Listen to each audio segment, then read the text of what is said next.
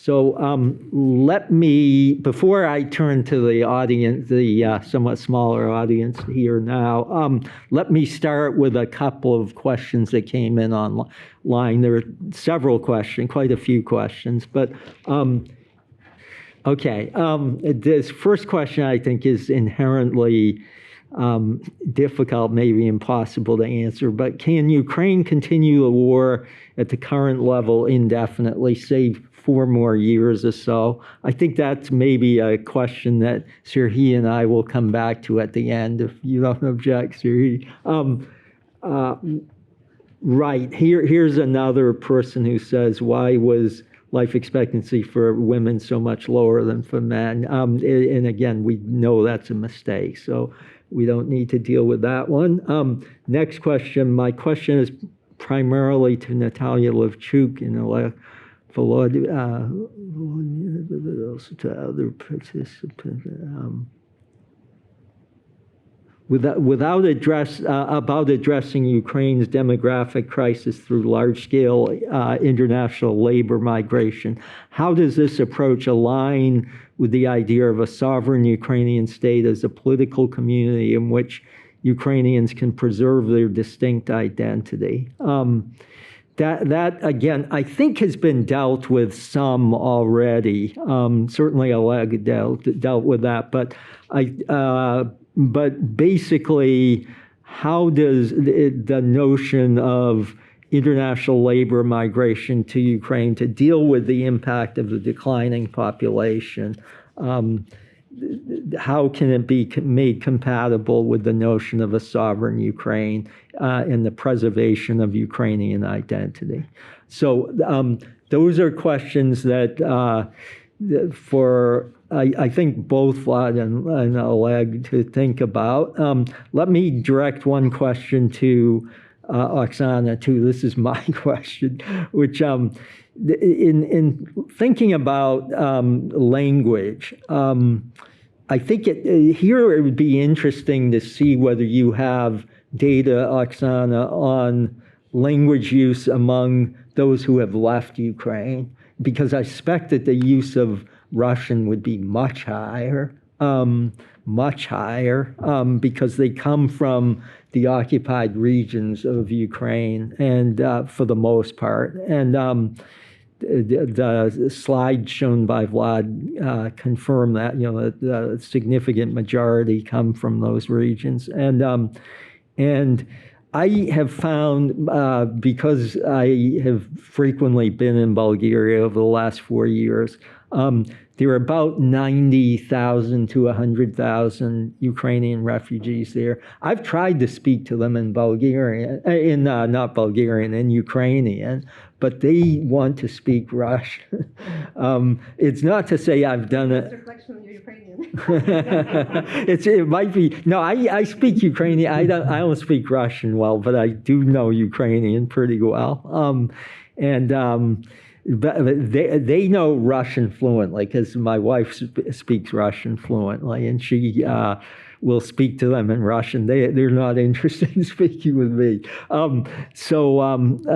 Do you have data to look at that pattern of how people who have left Ukraine, maybe permanently, maybe temporarily, in language use? And the same with regard to religion. Okay, please, Vlad, go ahead. Vlad can start addressing the question he was asked. Sorry, Mark, you want me to answer the question of language? No, that was for Oxana. That was for Oxana. No, because, I should be very frank. I'm from Odessa, and,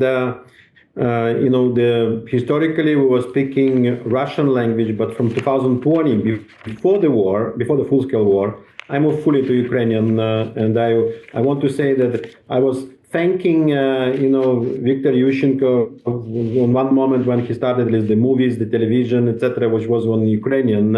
And, my daughter studied more Ukrainian abroad, and she speaks easily, and my family full speaks Ukrainian. So there was we moved to Ukrainian language. So, but never mind. You asked me 4 questions. before. First was about refugees. I have the two parts of the answer. I was speaking yesterday on another event in Ukraine House when one person from Norway asked why Ukrainian government will not order Ukrainians to come back. And this is, I wanted to say, there is no way how the Ukrainian government can order people to come back. We are not in the, Cold War times. And moreover, I should be very frank, the European countries, they need the Ukrainian labor force. But what Ukrainian government can do, and I think in the previous panel we was partially discussing this, and there is a social policy, a Minister of Social Policy, and which are working on that, is how to incentivize Ukrainians to come back. But here we need to distinguish two things, because how to incentivize during the war, and as I said, there is a huge impact of the lack of labor force, personal income tax paid from the salaries, but also, as a consumption, as a source of consumption, not having 6 million of people is an important element. But from another side, these people also don't make, let's say, a pressure for energy consumption in Ukraine, which was during this winter was very, very harsh. But when, sociologists ask the people who are abroad about their questions, if they are going to come back or not, and I showed you a slide, but they also answer, they also ask the question, what are the major factors for you to come back? And they put still number one is security. So when the war is there, the people still need security. As soon as you take out security from the list, you still go to few other elements. That one of them is the issue of housing. And we know that according to rapid damage needs assessment, the housing is the biggest single element which is damaged in Ukraine. And if you consider the part of the territory occupied, the majority of people, they don't have where to come back. And that's why, we're working with your colleague in Harvard, like Ed Glazer, from urban economy perspective, what we can do in terms of the development of the regions, maybe building new cities, for people, to gain also their not only temporary status of renting houses somewhere in Ukraine, but also to be able to regain their generational wealth which they lost on occupied territory. This is a big, important, element of the future investment. But the second part, which is important for people to come back, is jobs. And this is the reconstruction itself, and this is more about the post-war. The reconstruction itself is a big element, big push for jobs. And I hope it will be financed. We need to do everything possible to create more like an opportunity. And this could be a good incentive for people. Okay, you can come back home because there is also job. The Ukraine needs not only the patriotic part of the reconstruction, that you will rebuild your country with your own hands and your new house with your own hands, but also because this will give you a good, revenues and a good salary and maybe some entrepreneurship. So this is a main thing together. First, security, unfortunately, is still the first factor. The second is housing. This is you need to build, and during the war, it's complicated to do it. And the European Union does a lot to help with social housing somehow. But after the war, it should be more opportunities which coming from jobs, and these jobs also, to be part of the self. You need to work a lot on the social policies in order to bring internal people willingness and in order to build that. And for that, we will be in competition. Sorry for saying that. We will be in competition with European countries who will also want to have our skilled labor force. And sorry again, our kids, who are there is a future labor force for Europe. And they will need to compete, and there will be a competition. And many European countries like Poland, Baltics, in the South, Balkans, they went through this competition. Some of them lost it, but some of them, regain it now. Like Poland sees a huge inflow back of the people coming from, after 20 years. Second question you asked me about, the Soviet Union defense system. Mark, there is no Soviet Union defense system already, in this war, not much. The nature of the war significantly changed. and the new and moreover, those European countries, who are still investing in tanks, they really need to think how to reprofile and reinvest more in the new technologies, because we have now like a drone army, drone technologies, and it is very interesting. It's not only to buy drone, and as you know very well, when you speak about the technology, is not only physical innovation of the engine with propellers and how to put there certain grams of throttle and a good camera. Is a huge technology, is a huge of operational part. How you build up logistics around that, how you do the combination, how you build the tactics and strategy of the war linked with drones. And the future of the war is more about much more mobility, is much less like tank brigades. It's much more like a mobile group of 10 people on some military vehicle with 50 drones there, a lot of electronics, and like 100,000 teams like that, coordinated digitally. So Ukraine is now the country who is on the front line of these, on the edge of these new technologies.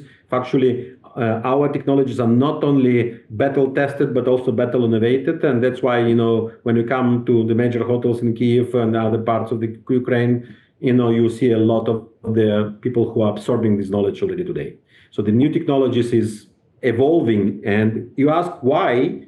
Sorry, there is existential risk.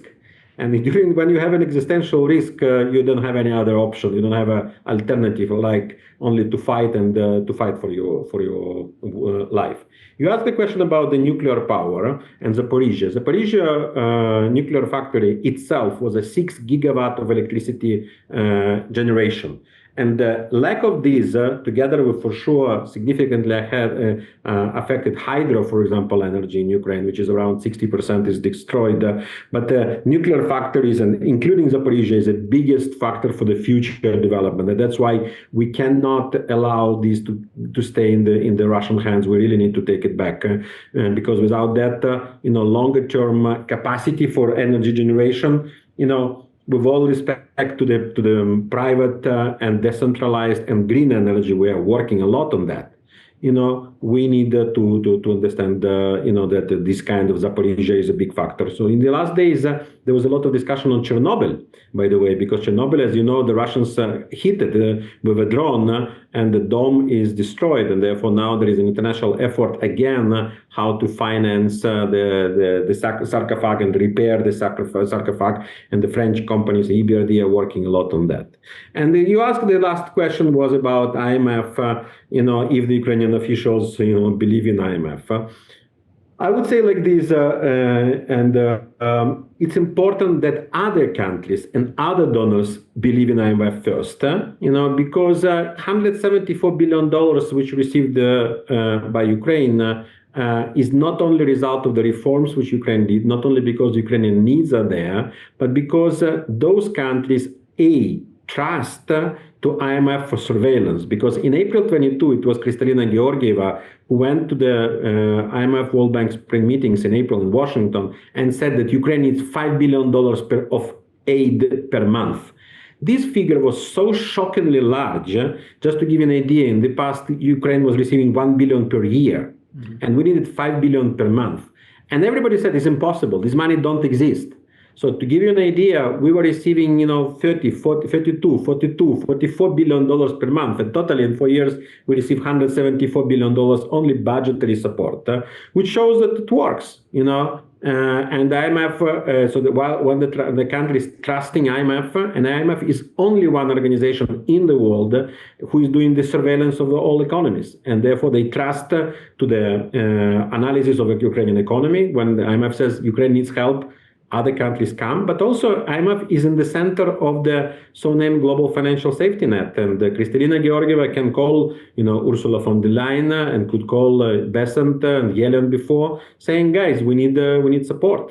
She speaks in front of G7. She speaks in front of the international partners, helping Ukraine, Ukrainian government to find this money. And it works, including this week, we spent a lot of time, on that because we need money further. So part of the money which Ukraine received, for example, 50 billion, what I mentioned, $50 billion air loans is a part of IMF program of commitment of the partners to Ukraine under the IMF program. 50 billion euro of Ukraine facility from European Union is a part of that. 90 billion euro, which is promised by European Union, is a part of financial needs identified by IMF and working with IMF, with European partners to find this money. So this is the IMF is in the center. And answering your specific question, yes, for sure, Ukrainian authorities understand that. This is also my role to explain this and to make it happen. And we had the Prime Minister here, and the major meeting was with IMF. The Minister of Finance here is Minister of IMF, and we defined the path, how to go, how to prepare for the next review, and how to give a signal, because IMF has a strongest signaling effect for other partners. If IMF is there, others come. If IMF is not there, others wait. And that's why this is a Ukrainian government, especially during the war, understand it very well. And that's why we had a pretty good success. With the last program we had 8 reviews. We just have a new program approved, and we are preparing for the first review in time. Thank you. Please. It's non-reciprocal bilingualism, and if that's, to what extent it's a problem or not. A couple of things I want to mention. So first of all, and this goes back to the point I briefly made in my remarks, that I think the whole category of Russian-speaking Ukrainians kind of obscures more than it reveals. Because, for example, the people, so short answer to your question is yes, I don't have the exact statistics, but I recall seeing some opinion polls, some polling that shows that among people who left Ukraine, again, because they are disproportionately from the eastern and southern regions, that there are more, people who continue to use Russian primarily or exclusively in the daily communication. So there is that for sure. But then what is really interesting, that many people who continue to use Russian in some, and I think also Cassie's point and others made this point, that it is kind of more, and Vladimir Kulik wrote about it also, that it has become kind of private language in some sense. Many people stick with it in private, but they now use Ukrainian when public speaking. So kind of that, that is true as well. But they don't necessarily want any preferential policies towards Russian. And I think this is very important to understand, because this whole narrative that Russian speaking are repressed, need protection, Putin, spins all of this, they don't, they will say, we don't need your protection, right? Get out of here and don't speak for me. And I think this is very important, because kind of the assumption is that if somebody primarily still speaks Russian, they therefore want education in Russian for their children or some kind of status of the Russian language. Some of them certainly do, but many of them don't. And in fact, just anecdotally, there was recently, maybe colleagues who follow language here, they've seen it on the Facebook. In Germany, there was this a woman posted who's a refugee in Germany. She said that the German, in whatever, it's all region-based, that they wanted to organize native language schooling for the Ukrainian refugee children. And they did some survey of, so instead of just saying we're going to organize classes in Ukrainian, they did a survey of the children, asking them what language they speak at home. And surprise, surprise, many of them said they speak Russian. And then the German government is okay, great, we're going to organize Russian language classes for you. And the parents are no, we don't want that. We may choose to speak Russian with our children, but we don't want Russian language classes for them. Give us Ukrainian language classes. And the Germans were but it didn't make any sense, right? So of course, in the Ukrainian context, it makes a lot of sense, but I think there is this sort of sometimes easy assumptions that Russian speakers want X, Y, and Z, which, is not necessarily the case. So I'll sort of leave that with language. Now, on the religion, Cassie raised a lot of excellent points. I won't be able to address them all. But I do want to sort of talk about kind of maybe a little bit of this, as she said, that there is religious warfare and kind of the policies are maybe making a mockery of the rule of law, sort of the religion and politics here. I think what is really interesting, or at least it was very interesting to me, because the more I looked into it, the more the situation in Ukraine was sort of how specific legal clauses and attempted policies are debated, especially with international critics. It really shows that there is no such thing as in Ukraine what we call club of quick solutions, right? In other words, that you can sort of quickly solve it in some simplified way, just doesn't work. And what happens instead, and this is something that again requires kind of expertise, and that would lead me to the second point I'm going to save it just for a second about the role of external actors. That what actually is debate, what is proportional, what is legitimate, what is non-discriminatory, which part is about religion as faith, which of it is about institutional affiliation or spreading, Ruski Mir propaganda and the narratives that basically say that, God willed Ukraine and Russia to be together and the war is really Ukrainians' fault and you should have been obedient and then there would have been no war. Like, how is this space? Is this about, ideology? And the really specific, if you kind of look at back and forth how Ukrainian government has been engaging with international critics, a lot of it is about this nuance. And that is very similar. And this was a surprise to me, that it's actually very similar to what is happening in Western Europe and this sort of supposedly, anti-Muslim thing, that there is like very nuanced debate. Okay, headscarf ban on like it's religious freedom. But what exactly is the problem? Is it about public sphere? Is it about public school? Is it about workplace? Is it about this? And then there is this sort of very nuanced debate. So I don't think, I guess my sort of point on this rule of law, so I don't think it is necessarily a mockery of the rule of law. I think it is really kind of, there is, in other words, there is a way to present it as this kind of simplified, like, either to say that the rule of law is violated or to say that the law is very simple, it should be this and not that. But what we really see is a lot of this nuanced debate, which I think is kind of, if you ask me, I think that's a positive thing. And it also takes me to the point that was made at the earlier panel this morning about what Ukraine kind of may be willing to concede, what Putin wants, on the kind of language, religion, this whole, memory politics could be goat in the same bucket. And I think what we already see, there is evidence for it, that Russia essentially wants to propagandize. Like, it is not interested in any kind of like objective reading of history or like rights for Russian speakers. They're killing them, for God's sake. Like, they destroyed a ton of religious buildings. So this whole thing that they somehow may be interested in protecting Russian speakers, I think we should call them on the, gaslighting that they're engaging in. But what is interesting from Ukrainian standpoint, that they have signaled, and I think this is also kind of a positive thing, that that Ukraine would abide by European norms in these areas. Sort of this draft, peace agreements that have been circulating, the original one that Russia drafted basically said remove all restrictions and here is the list of laws you need to cancel on memory, language, all of this. Like, that I think is a no-go in Ukraine. But then the revised one that US and Ukraine worked with together, it has this clause that basically says Ukraine would make sure its policy in language and language will abide by international law, right? And that again opens the space for this kind of detailed discussion, like what exactly is not acceptable, right? Like, if you're going to say Russian is going to be treated differently as a language from EU languages, for how long? In what areas? What about, election campaign? What about advertising? What about media? Like, how are you going to regulate all of these things? Maybe I should let others speak, but and then if there is time, I'll come back to some of Cassie's other points. Okay, thank you very much, Oksana. Please, Oleh. There have been several questions related to migration. I would like to first point out that the official migration strategy document explained by Natalia, to me, is a good example that the government of Ukraine does not understand the reality. Because as number one, as pointed out by Natalia, the fastest and most effective way to try to repair demographic damage is migration. That's number one. Number two, all the evidence we have from the migration literature from all the countries, the probability that once people come to a developed country to return back home is very, very small. And the issue of the incentives mentioned by Professor Rashkovan, I think it's a more theoretical exercise, because when you have a country destroyed, try to rebuild, to try to create these incentives to attract many people is just not realistic. So the second alternative was to motivate DPs, Ukrainians that live in other countries, to come to Ukraine. I would point out, when Ukraine became independent, how many DPs went to Ukraine to settle in Ukraine. I'll be surprised if you will find about maybe 1,000 for the whole country. So that's unrealistic also.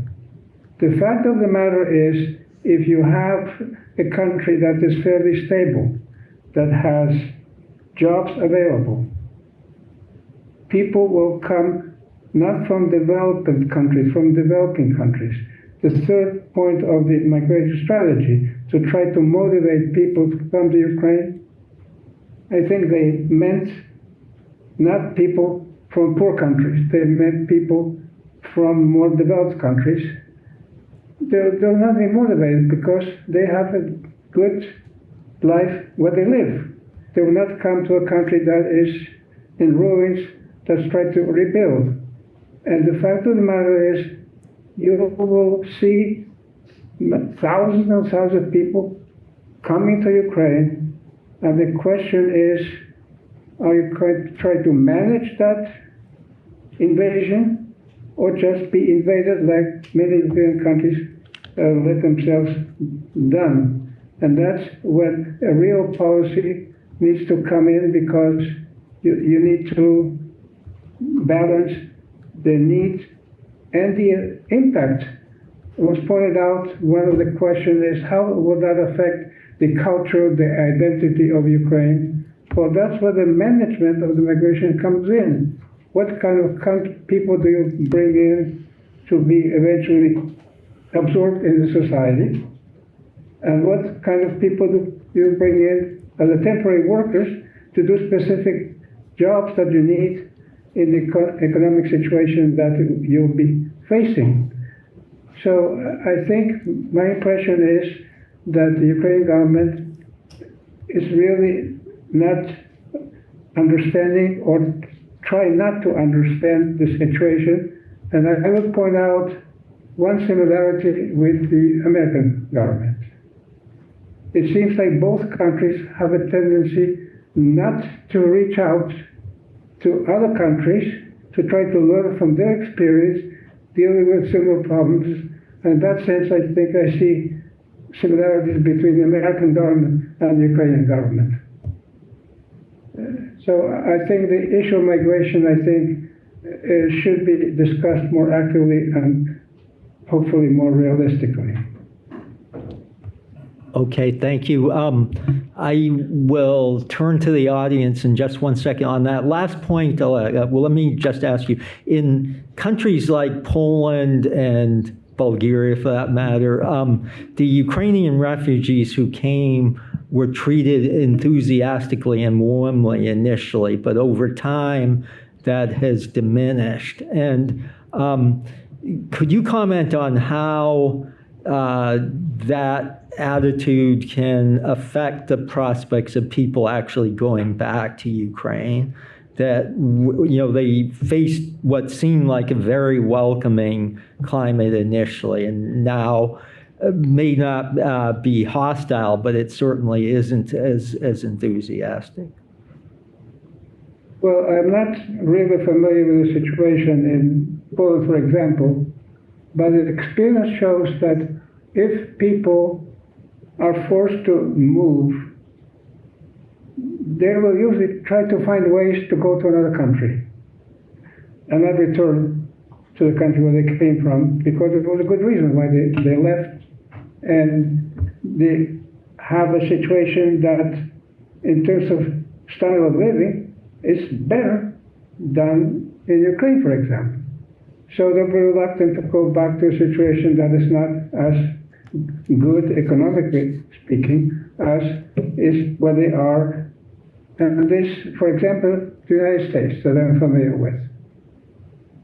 We have close to 250,000 refugees from Ukraine that came basically after 2022. They are under threat of being expelled from the country. But that timeline has been stretched and stretched and stretched, and is still here, and they're taking roots in the country, in the diaspora, in the community, and they'll do their best to try to stay here, not go back to Ukraine. They'll try to find any way possible they can stay. So I repeat, all the migration literature shows us that if people come to a developed country for good reason, chances of them coming back where they came from is very, very small. Simple as that. Okay, let me open it for questions from the audience. Please, Nina. Hi, my question is to Oxana. about the very interesting issue of banning the Orthodox Church of Ukraine. What would that look like if they actually did it? Are there such things as Orthodox Church of Ukraine churches that would be closed or destroyed like the Bolsheviks did? Would priests be defrocked if they refused and continued their duties and continued baptizing and so on? Would they be arrested? I mean, it's very interesting. When we think about bans on churches, we think about the reign of terror, in France, and we think of the Bolsheviks. So, what would that look like? Sure. Should I? Or? Please. Yeah. Please. Yeah, this is a very important question, and I should say that sort of the whole kind of the word ban is actually, I would say, not exactly accurate to describe what's going on. Let me very briefly say what the situation is. So basically, this law that was passed in 2004 says that the Russian Orthodox Church is banned in Ukraine. Russian Orthodox Church is banned, right? And propagation of Ruski Mir is banned. And what religious institutions in Ukraine, right, need to do, they need to separate from the Russian Orthodox Church. And they also cannot engage in repeated propagation of Ruski Mir. So in 2005, the government issued a pripis, it's like a directive, to the Orthodox Church in Ukraine, saying do 4 things. The 4 things are, say that you have fully separated from the Russian Orthodox Church because they have changed their statute, and we can go into detail, but I won't for the sake of time. Certain things they already kind of canceled their connections, but certain other things they didn't. So the state is saying administratively, like fully separated. Offer some proof that your leadership left the governing council, the bishops' council of the Russian Orthodox Church, which they say they did, but they never furnished any proof. Condemn the annexation of the eparchies of the Ukrainian Orthodox Church by Russian Church, which they have done in the annexation, and there was some other bureaucratic thing. And the church is not doing that. So the question kind of what the state is saying, like, it's not about faith. We're not asking you to abandon Christ, to like stop preaching, like none of this, right? Like this is about administrative thing. Why can't you do this, right? And there is no clear answer as to why can they do it. In fact, the state says that their own what is it called, like theological commission cannot give their legal team some good set of arguments as to why they can't do these things. So again, it's sort of like, critics say it's really about political, them not wanting to separate. Now, if this lawsuit, so the lawsuit is now pending in the court. If it actually goes through, this is what likely will and will not happen. The church itself is not a legal entity. So the legal case, because in Ukrainian law, each individual parish is a separate legal entity, right? So what they're now trying to ban is this governing center of the Orthodox Church, which is the Kyiv Metropolia. So if this were to be, it's not even banned, it would lose the status of legal entity. Ukrainian law allows any religion to prophesize, do any religious activity without being registered as a legal entity. So the critics, who are saying the law is toothless essentially and won't achieve anything even if this lawsuit goes through, because hypothetically speaking, any parish can continue to function as either as independent community, or they can just function without registration, because you can prophesize, you can baptize, you can do any kind of religious activity, right? So again, I think the argument that there is some sort of ban, as in, Bolsheviks banning and priests, that is, essential propaganda. So there is little understanding of what exactly this law entails. But then the question becomes, and this, leads to Cassie's earlier question that she also asked, what is likely to be the consequence of this law? What exactly are we trying to accomplish here, right? And here again, this whole literature on securitization basically says that securitizing religion or any of these non-hard security matters is counterproductive. It creates division in society. It creates kind of resentment. As Cassie said, there is a history of catacomb church. What if they pray in private houses and continue to preach Ruski Mir and all of this, right? What exactly we're trying to accomplish? So there is a legitimate debate about it in Ukraine. Now, if we look at the political science literature, here, it actually speaks to broader debates as to if people receiving certain messaging influences their political views, or do people choose to consume certain sources of information based on their pre-existing political views, right? In other words, is it somebody going to church where they're being taught about Holy Rus and all of this thing? And again, we actually don't know among 9,000 parishes of this church, what exactly is being taught in each. But there is, a ton of kind of non-systematic evidence that this message is pretty ubiquitous. Do we know that then their people's civic and political identities are affected, right? Or is it that people may already sort of have certain predisposed attitudes and then they choose to go to this particular church? And sociologists debated a recent report. Razumkov Center did a big study, and they actually found quite a lot of difference between the adherents of this church in the western parts of Ukraine, where most of actually their parishes are, because people there are more religious, and in eastern part of Ukraine. And what they found that in the western part of Ukraine, there is actually no difference between people who go to this church and the average voter. But in the eastern part of Ukraine, there is actually, and people who go to this church, they're somewhat more have more pro-Russian attitudes. So they hypothesize that this is because in the West, it's more religious tradition, one village in a church, most people are rural residents, they historically go to this church, and that doesn't affect their political views. But in the East, in the cities where most of these people are, then they actually choose to go to this church because this sort of speaks to their political views, right? So it is very complicated. So the short answer to your question is no, there won't be any destroying of the churches and hanging of the priests, and they can, theoretically speaking, continue to do all of their religious activity without being registered. I think it is more a political message the state wants to say, and say this leadership of this church. Because, by the way, the leadership and the parishioners are a very different story. Parishioners, I didn't have a chance to show some slides, but parishioners, for the most part, are very pro-Ukrainian. I mean, people obviously serve in the armed forces, and they support the armed forces, and it's a little bit less than the average voter, but it's still majority of people who go to Ukrainian Orthodox Church are pro-Ukrainian, right? But the leadership is a whole different story. Why is it, if Metropolitan Onufriy supposedly resigned from the synod of the Russian Orthodox Church, why can't they offer any kind of documented proof of him doing it? Did he send a letter? Did he send an email? Was there some internal the state says, show us that you did this. And they can't, right? So I think it is really the goal here is that, I think it's twofold goal. One is to hopefully, if they can, it seems like the state is not succeeding in this, to make the leadership make decisive symbolic break with Moscow, right? And that would also lessen Russia's claim on the flock in Ukraine.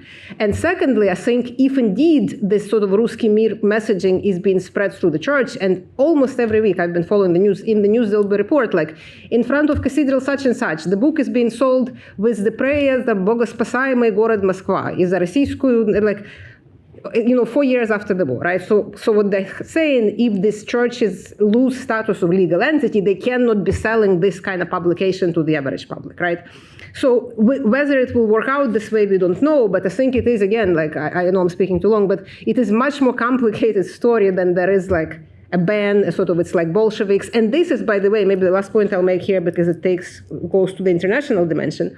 The church, this is exactly the message they want the world globally to hear. They hired a lobby firm, which is getting paid $1,400 an hour. And this is the narrative. This Robert Amsterdam, who's a partner, he's been on Tucker Carlson's show. This is the message they're sending to Western politicians, that in Ukraine, he literally says, the worst the worst infringement of the freedom of consciousness in the world. This is how bad this law is. And Zelensky is like Roman emperors that persecute Christians. So the rhetoric is completely but then again, if somebody is not aware of all of this very complicated nuance and how the law works and so forth, I think quite a few, political actors may, and then as Cassie said, then there are other, from evangelical Christians to the Pope, and so forth, that push against this narrative internationally. So I don't think international is driving domestic. That would be my answer to Cassie's question. But I think the two are working in parallel. There is domestic dynamics to what goes on with this church in Ukraine, but then there is also this international dynamics with, lobbyists and so forth. So, excuse me, other questions? If not, I'm going to go back to the online questions. Please, George. I would like to preface my question with a comment that was implicit in the military component of our discussion, namely that Ukraine is quite successful in its military campaign, apparently. Herbs certainly seem to support that. So the issue that I think is before us, and that includes both economics, I hope our colleague is present, and demography, and even religion, is a question of what kind of policy is formulated. That is to say, what kind of reconstruction there will be. Would you agree with that? Is that possible? That is to say that one can formulate laws or policies that stimulate potentially a form of return migration, if you will, of the people who left, or that stimulates immigration from people that you want to have come? I mean, apparently there is some money that is going to be made available for reconstruction. Isn't this an issue of reconstruction in a sense? I would hope that maybe this could become part of the discussion of, or what, maybe another question that needs to be put is, what is the status of thinking about reconstruction at this point? Is that a valid question to put? Please, Oleh. No, he's here. I'm sorry, I cannot speak about reconstruction. That's not my. But in connection with encouraging migration back to Ukraine, to make it an attractive option for people to come back. Frankly, I don't see any viable mechanism that might be successful. As I pointed out, all the evidence we have is that you will have great number of illegal migrants looking for opportunities because there will be jobs available. And the only thing I can see the government of Ukraine can do is try to manage that invasion of thousands and thousands of people and try to select as much as possible, like other countries do, what kind of a professions, education level, etc., and try to sort out through that and try to bring in people that will be useful for the reconstruction effort. And the other aspect that I pointed out, try to bring people to incorporate into society to deal with the demographic situation, which is very dramatic, as pointed out by Natalia. And I mean, there are dangers with that, problems, but after all, Ukraine is a multi-ethnic society that people from different ethnicities have lived together for centuries. So I think it's a question of trying to manage that, to try to minimize frictions that may occur and try to work at both ends. Hi, thank you. So my question, I guess, is for Oxana, and I guess since Vladyslav isn't here, but since you presented in parallel about language and religion, I was thinking about this comparison. In particular, what is kind of the least political category in answering people's religious affiliation? And it seems to be that people like to choose this simply Orthodox, to not choose an affiliation. I'm not sure if your statistics showed this. I was curious whether non-religious is a frequently chosen option. And then when it comes to language, is there a parallel sort of less politicized choice when people answer what language they use? Would it be being bilingual, or is that not quite neutral anymore? Would people, regardless of what they speak, is it just more neutral to say they speak Ukrainian? So I'm asking you to think about sort of what are the differences in possibility of not being political in affiliation with religious versus linguistic choice. Yeah. No, this is a great question. And I'm actually, the reason I was asked to talk about both. That wouldn't have been my choice. I think that would have been 20 minutes is not enough for one of these topics, let alone for two. But I am sort of, I think the question about what's political is a good one. And it also makes me think that, like, how do we define something as being political, right? Because even the option that I'm simply Orthodox, like, I wouldn't say it's a non-political option. It is a very political option, right? Like, somebody says, like, I don't want to be institutionally kind of, I don't feel institutional connection, and I'm going to choose this, right? And then additionally, as I think I showed in the slides, depending how the question is asked, you get very different story, right? So I am not sure how much leverage we get with sort of using the political. I think what it really goes to show that there is quite a bit of variation there, or sort of fluidity, right? Even though, yes, there is this overall trend, right? Like the support for the church, which is believed to be affiliated with Russia, which the church by itself denies, like, so there is all of this, right? But then kind of under this, in this bucket, there is still a lot of nuance, right? And people kind of choose, different answers. And I think And I think in the language, it's the same thing. I mean, in addition, I mean, this is something I didn't get to talk much about it, but I think we should keep this sort of exact numbers, maybe with a grain of salt to some extent. I mean, as I'm sure you know, that, the social desirability bias, right? Somebody says, like, I use Russian and Ukrainian equally. Like, how do you measure equally, right? Maybe somebody uses, like, one family member that you speak some Ukrainian with and the rest is Russian, and they would say equal, right? So we don't really know this, right? So I think we can only kind of try to, and I think, I mean, to my mind, kind of the politically useful part of it is to actually see whatever, say, your linguistic practice or your reported linguistic practice or your reported religious affiliation, like, what does it mean for your political views, right? Like, because this ultimately what it comes down to, because if Putin is going to come and say, I'm going to speak, or some, with like also the discussion Paul was mentioning at the first panel, that there isn't really any demographic material or voting material for any kind of pro-Russian agenda. And I think that's absolutely right, because if somebody is going to come and say, like, hey, all of you people who still speak Russian, I'm going to, represent your interests and, we're going to make Russian second state language or whatever, like, that's not going to fly, right? But at the same time, I mean, I think when people do this nuanced sociological work, they find certain things that, language and religion may still matter, right? Like, I didn't have time to show it, but I had another slide that was comparing the views on various support for various provisions of the law, going to Nina's earlier question, among different religious groups, and as involves people who say that they affiliate with Moscow Patriarchy, with the other church, Greek Catholics, the non-religious, yes, very big group, actually the third largest after the Greek Catholics, right?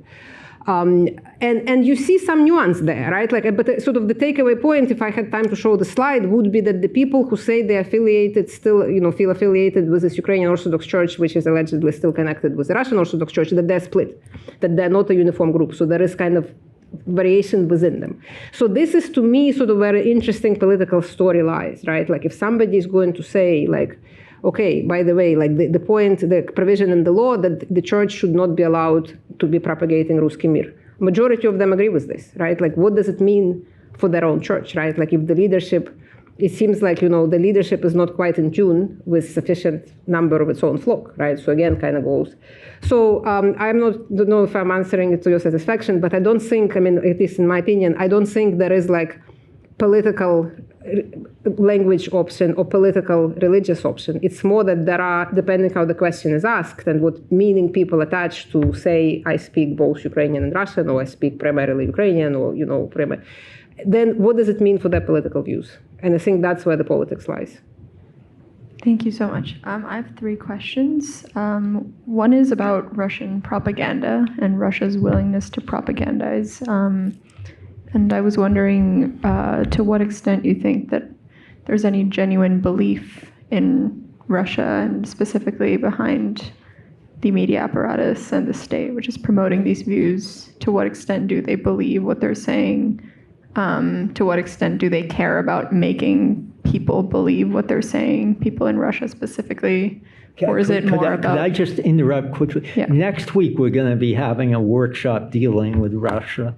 So I would suggest deferring that question until then, because here we're really concentrating on Ukraine. Sure. Then the next question was about this idea of showing that Ukraine is abiding by European norms, international law. And I guess my question was, do you see any trends in the norms and international law that Ukraine is sort of making attempts to abide by, or saying that it's making attempts to abide by? And is there anything in international law that there's sort of a consensus about that we don't have to abide by? And sort of what is the conception of international law now in the context of, the whole system being called into question by countries that are supposed to be defending it, including the U.S. And then my other question was for Professor Wolowyna, if he's still there. And just it looks like he's disappeared. He left. Okay. Well, I was wondering if, maybe someone else has thoughts, but this idea that both Ukraine and the U.S. have a tendency not to learn from other governments who have experience dealing with similar problems. I don't know if you have any thoughts on that, but or if you agree with that. And just why that might be, if you agree. But yeah, thank you. Please, John. I think that this whole conversation is very interesting. And it points to what I consider a mistake made by the President's office in Ukraine and the Rada regarding treatment of the Moscow Patriarchate. But there's a missing piece here which I think helps explain this mistake, which is the relatively mild, and I don't back away from that characterization, the relatively mild repression of the Moscow Patriarchate in Ukraine pales by the savage repression of all non-Moscow Patriarchate Orthodox churches in occupied Ukraine, the role of the Moscow Patriarchate as a clear instrument of Russian foreign policy and national security policy, including propaganda which justifies, to some Russians, I will not use the phrase genocidal, but genocidal adjacent policies. And similarly, repression of of the entire evangelical and Protestant community as sectanti aligned with the United States. And that is a critical feature of understanding what's going on in Ukraine regarding the Moscow Patriarchate. Just a comment for your consideration. Oxana. Yeah, no, I wouldn't disagree with this at all. But I mean, I guess if one wanted to kind of pick, sort of criticism with this line of argument, you can say, well, if somebody did something bad, like it doesn't mean that you get to do something bad as well, right? I mean, but I think I fully agree. I mean, I think any Russian claims that it stands for freedom of religion is completely laughable, and they should be called on this gaslighting. I mean, it's just, it's beyond the pale. But I think there is a lot of misunderstanding about what exactly is happening in Ukraine with this Moscow Patriarchate Church. What exactly is the state trying to do, and why is it that for this church it's so apparently difficult to do it, right? And this whole narrative that it is, I mean, I think again it brings this question: is it about religious faith? Is it about ideology, right? Like, why can't, if the leadership supposedly left the Russian church and the governing bodies, why in 4 years they can't offer any proof of that? Like, what stands in the way, right? So I think this, kind of the narrative that there is oppression and so forth, I mean, there are some certainly problematic things with the seizures of some churches by the local, parishioners and conflicting groups of parishioners. There is all of that. But I think the Russian propaganda has been quite successful, promoting this sort of religious persecution in Ukraine, including with the help of lobbyists and so forth. And what I was trying to convey, in my remarks, and I have, papers on this if anybody's interested, it is really much more complex. And it's not sort of like, here is religion and here is state repression against religion. There is a much more complex story in there. They have lost this debate in the United States. Well, that's good if that's. But I mean, they've been in Washington just recently, promoting. Yeah. Very little impact. Yeah. One person supporting them and a few others seeing them. Right. But let me sort of go to the question about international law, because you see, the international law, it's kind of tricky. There are two things, again, and I'm not a lawyer, so this is kind of what I gathered from reading all of these debates and all this legal commentary.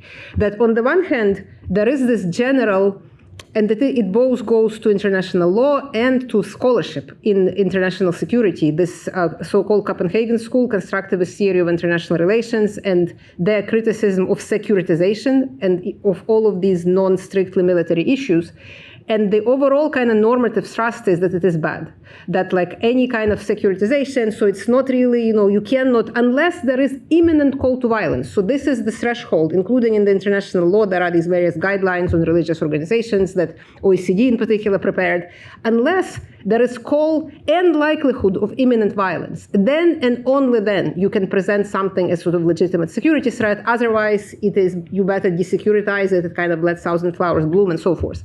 But here sort of comes dilemma for Ukrainians, right? Like if you take this view, then logical conclusion would be that you should allow, the Moscow Patriarchate Church or any other church to spread Ruski Mir, to say that Ukrainians let themselves in fault for the war and the God will, Russians, Ukrainians, any of this should then be fair game, right?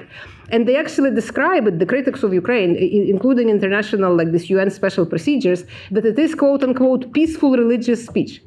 Like really, if you are like a Ukrainian, any kind of other government in a situation like Ukraine, like, are you going to just say, oh yeah, sure, they're going to preach this, we're going to say it's peaceful religious speech, right? So I think there is this kind of tension between this really absolutist norm in the both international law and in the securitization, constructivist theory of IR against securitization, right? That Ukraine is saying, well, we get it, but, there are unique circumstances, in particular the sexual war of aggression, and the interesting argument that they made, they're drawing parallels with the U.S. experience of the American Revolution, right? When the Church, of England became, was essentially you can't pray to the king they became the Anglican Church became what is the church in America that. Thank you. Right. Yeah. So they're saying this is not that dissimilar, right?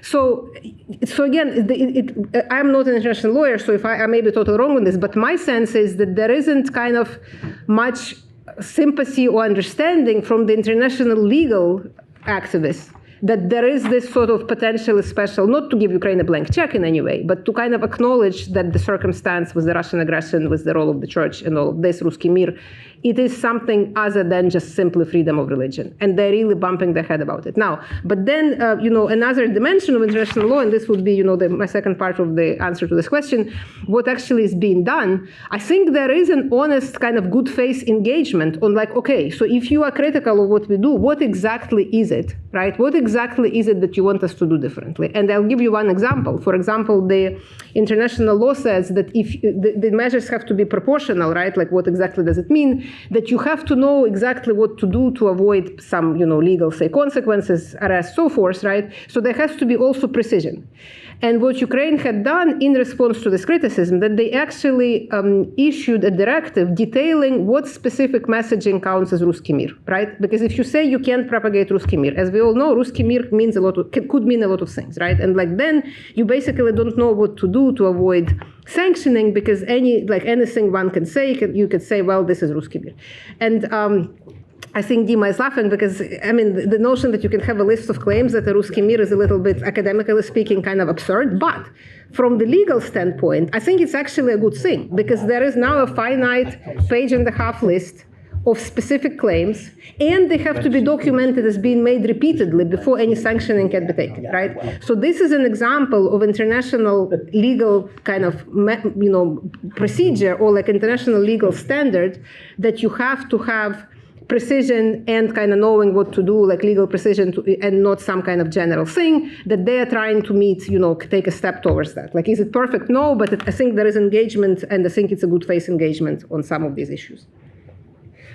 We are at the end. However, I believe there is a question here, so I will squeeze it in. It's just a very short comment. I was very struck. There was a slide that you showed where what the feeling among the population that the Ukrainian Orthodox Church Moscow Patriarchate should be banned. It seemed to be incredibly high. Mm-hmm. I don't remember the statistics. It is, yeah. And to me, it's kind of a parallel to those people who speak Russian but don't want their kids, they want their kids taught in Ukrainian. Maybe there are even a lot of people who would like to continue going to their parish churches, but still politically feel that it seems that the support for within Ukraine among the, I guess it was among the believers, or possibly among the general population. I was just struck by how high that percentage was. It is very high. So this whole policy is more controversial internationally than domestically. Speakers and all the people who go to that church, I think politically there is that feeling. I believe that we are now we're actually a few minutes over the end of this session. I want to thank Oxana and the two speakers who are. I don't know whether the speakers disappear. Like, I don't want to be holding the fort. Serhii, Plokhii, please come here, and we will close the discussion. And I also apologize to the online questioners whose questions I didn't have time to get to, but I will forward them to the relevant speakers and ask them to comment. There are some good ones.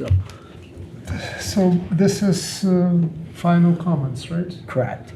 Just to kind of wrap up. I don't know, maybe I should go with that, what I prepared at the very end, but I'll do that now. Please. And I just want to thank everyone who came here, who participated. especially people at the Institute who organized the entire event, and more than anybody else, to say thank you to Andrea Graziosi.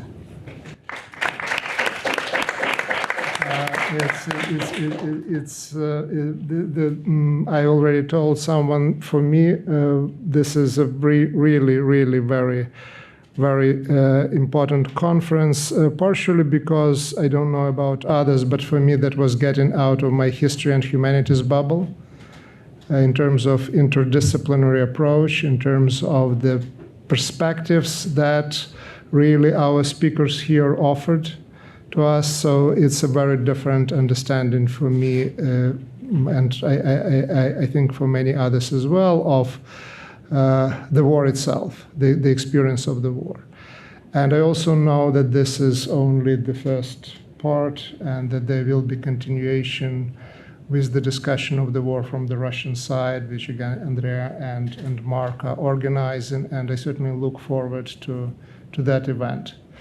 So as you see, whatever I prepared, I was supposed to go last, but Mark forced me to say that now.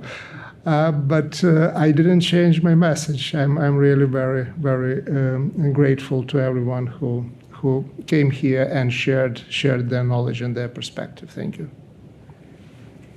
Good.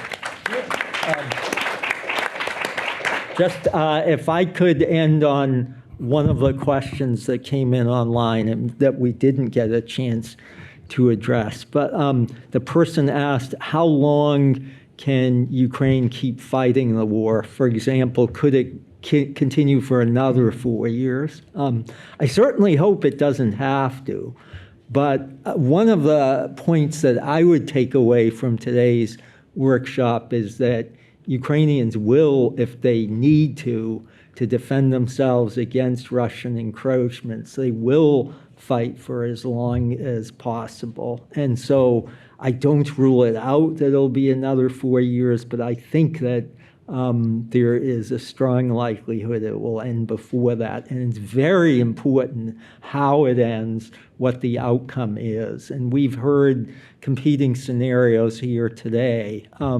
I think there are, some obvious ones that would be good for Ukraine and even ultimately Russia, because it would lead to a fundamental change in the nature of the political system in Russia. It is interesting to look at some of the pro-war bloggers in Russia. And in an odd sort of way, they reflect some of the sentiments you'll find on the part of Ukrainians as well. That is that quite a few of them have come to detest the Russian government.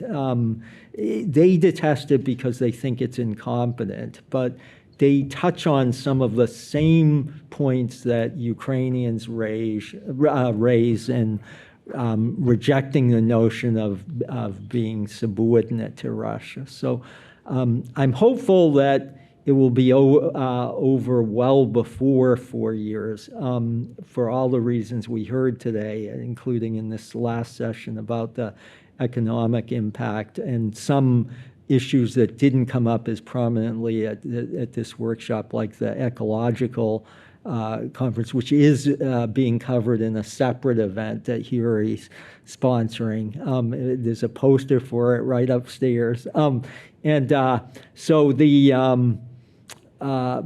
again, I don't doubt that Ukrainians will continue to fight if they need to for another 4 years or even longer. So with that, let me thank all of the audience. Let me thank Terry Martin for his role in having put together this event, and Kat also for her crucial role. And